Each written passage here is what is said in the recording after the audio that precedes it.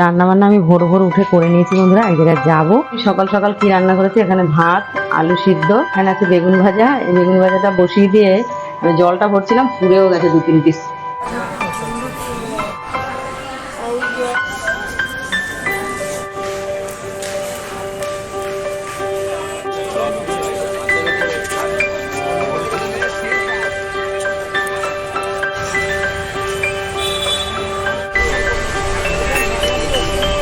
সবে বাড়িতে ঢুকলাম আর এই যে ভেবলির অবস্থাটা দেখুন, সব এই দেখুন কি করেছে, ছিঁড়ে ঘিরে লন্ড ভন্ড। নমস্কার বন্ধুরা, আমার ঘর সংসার চ্যানেলে আপনাদের সবাইকে জানাই অনেক অনেক স্বাগত, অনেক অনেক ভালোবাসা। তো আশা করি আমার প্রিয় বন্ধুরা আপনারা সকলে ভালো আছেন, আমিও ভালো আছি বন্ধুরা। এখন থেকে ব্লগটা স্টার্ট করলাম আর এখন বেলা বাজে 7টা। আজ এত সকালে আমি কোনোদিন ব্লগটা স্টার্ট করি না, আজ 7টার সময় স্টার্ট করেছি। রান্না বান্না আমার সব কমপ্লিট হয়ে গেছে। এবার আপনারা ভাববেন যে কেন দিদিভাই এত তাড়াতাড়ি রান্না বান্না কমপ্লিট হয়ে গেছে। তো রান্না বান্না আমি ভোর ভোর উঠে করে নিয়েছি বন্ধুরা। এক জায়গায় যাবো,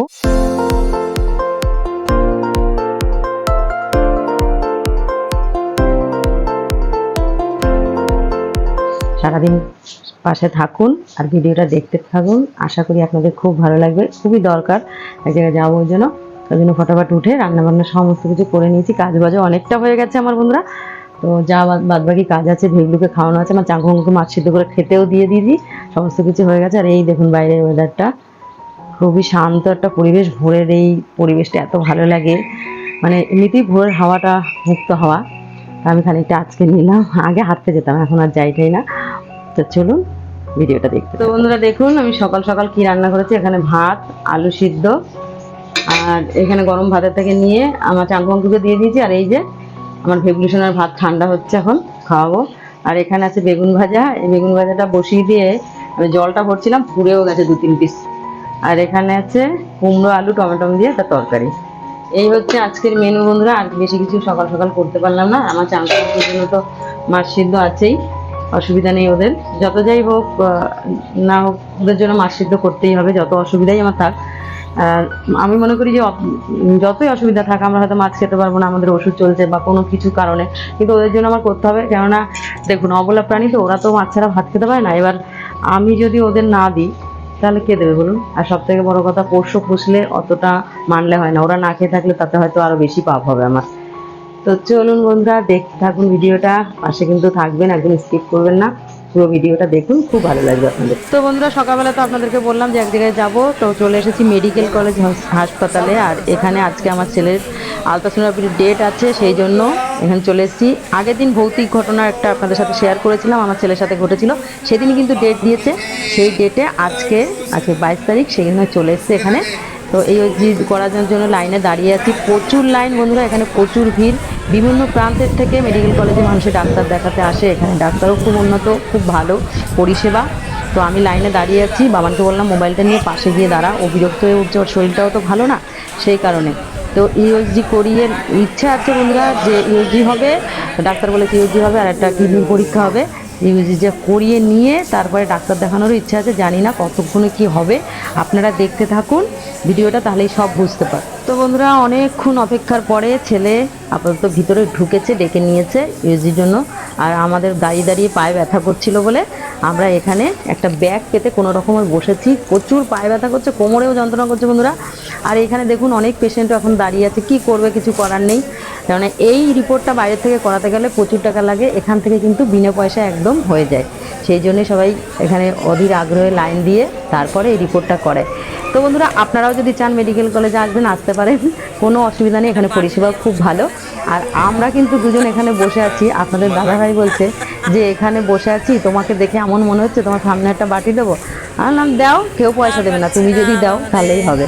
এই নিয়ে একটু মজা করছিল, যেহেতু আমার মনটা খারাপ ছিল, সেই কারণে একটু মজা করে আমার মনটা ভালো করার চেষ্টা করছিল। সন্তানের যদি শরীর খারাপ হয় বন্ধুরা, কাউকে মন ভালো থাকে, মায়েদের বলুন না। তো দেখি এখন বাবান কতক্ষণ বেরোয়, সেটারই অপেক্ষা। তো বন্ধুরা এখন যে বিল্ডিংয়ে আলট্রাসোনোগ্রাফি হচ্ছে, এই বিল্ডিংটা কিন্তু একসময় ক্যান্সার বিল্ডিং ছিল, মানে ক্যান্সার পেশেন্টরা থাকতো। আর এখানে পুরনো বিল্ডিং অনেক, দেখতেই পাচ্ছেন আপনারা। তো আমাদের দীর্ঘ অপেক্ষার পরে আমার ছেলের দুটো পরীক্ষাই হয়ে গেছে। এখন আমরা সোজা চলে যাব ডাক্তারবাবুর কাছে, 5 নম্বর বিল্ডিংয়ে ডাক্তার দেখাবো। ওখানে ডাক্তার দেখিয়ে তারপরে ডাক্তারবাবু কি বলে না বলে সবটাই আপনাদের সাথে শেয়ার করব। তো বন্ধুরা এই বিল্ডিংয়ে একসময় আমার বাবা ভর্তি ছিল হার্নিয়া অপারেশনের জন্য। তখন আমার বাবা বেড পায়নি বলে এই ক্যান্সার বিল্ডিংয়েই দিয়েছিল বাবাকে। আর আজকে এসছি আমার ছোট বাবাকে নিয়ে, মানে আমার পুত্রকে নিয়ে ডাক্তার দেখানোর জন্য। তো চলুন, পুরনো কিছু স্মৃতি মনে পড়ে গেল এই বিল্ডিংয়ে এসে, সেটাই আপনাদের সাথে শেয়ার করলাম। এখন বাবানকে নিয়ে একদম রওনা দিয়েছি 5 নম্বর বিল্ডিংয়ের উদ্দেশ্যে। বন্ধুরা, আপনাদের দাদাভাই আগে আগে যাচ্ছে আর আমি বাবান একসাথে যাচ্ছি। বাবান একটু সামনে সামনে যাচ্ছে, ওর পায়ে যেহেতু ব্যথা, অনেকটা কষ্ট করেই ছেলেটা আমার হাঁটছে এখান থেকে, দেখুন। আর একটা মাসিমা আমাকে জিজ্ঞাসা করছিল যে 5 নম্বর বিল্ডিংটা কোন দিকে, আমি বললাম ওদিকে মাসিমা, আমরা যাচ্ছি, আসুন আমাদের সাথে। তো চলুন বন্ধুরা, একেবারে ডাক্তারের সামনে গিয়ে তারপরে কথা হচ্ছে। আমি তো ডাক্তারের ওখানে কিছু আপনাদের শেয়ার করতে পারবো না, ডাক্তার কাছে বেরিয়ে অবশ্যই শেয়ার করবো। তো ডাক্তার এখানে যেতে যেতে এখানে দেখুন আমার ছেলে বললো মা আমার জল পিপাসা পেয়েছে। আমি বললাম ওখানে যা, জল ভরে দেবে। ওখানে একটি ছেলে দাঁড়িয়ে থাকে, ওর কাছে বোতল দিলে ও জল ভরে দেয়।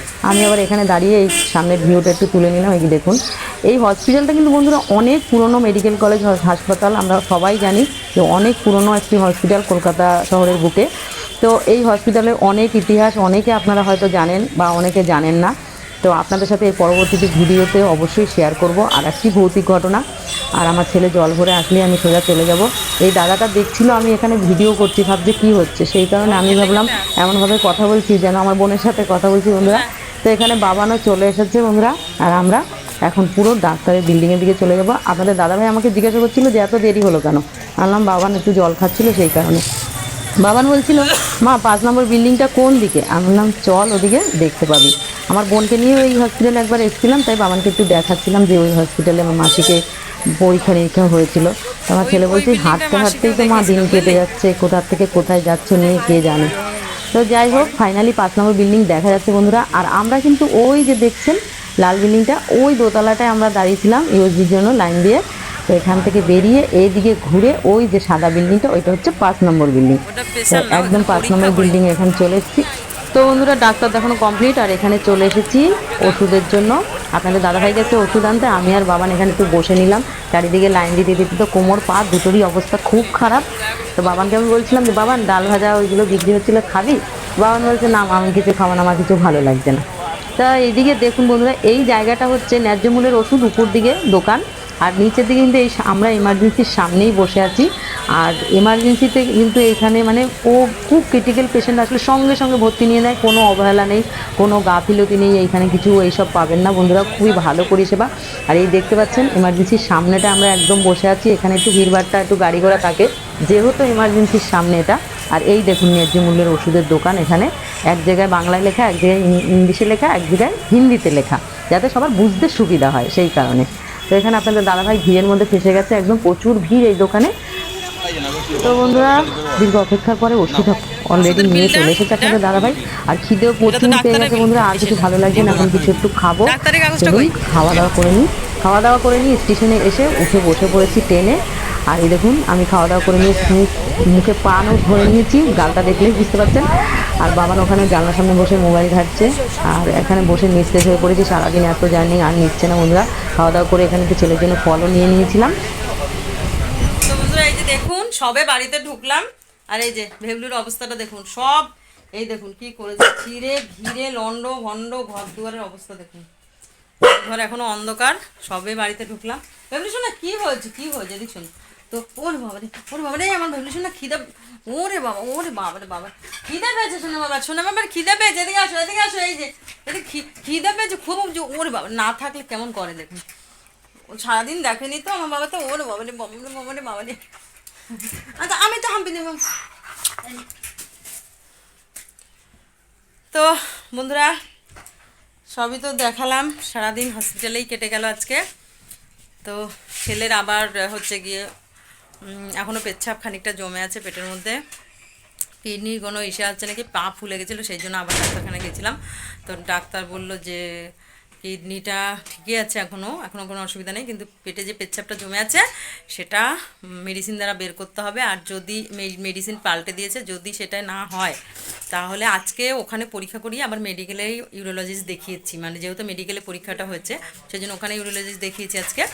আর বললো যে এই ওষুধ দ্বারা যদি হয় ভালো কথা, ইউরিনটা পাস হয়ে যায়, পেটে এখন খানিকটা ইউরিন জমে আছে, দীর্ঘদিন ইউরিন জমে থাকা তো ভালো না, আর যদি না বেরোয় তাহলে আলসার পরীক্ষা করতে হবে। জানি না বন্ধুরা কী হচ্ছে, আমি এত দুশ্চিন্তার মধ্যে ছিলাম যে কিডনিটার কোনো ইসে না হয় বন্ধুরা, কিন্তু আপনারা আমার ছেলেকে একটু আশীর্বাদ করবেন যে ছেলে যাতে সুস্থ হয়ে যায়।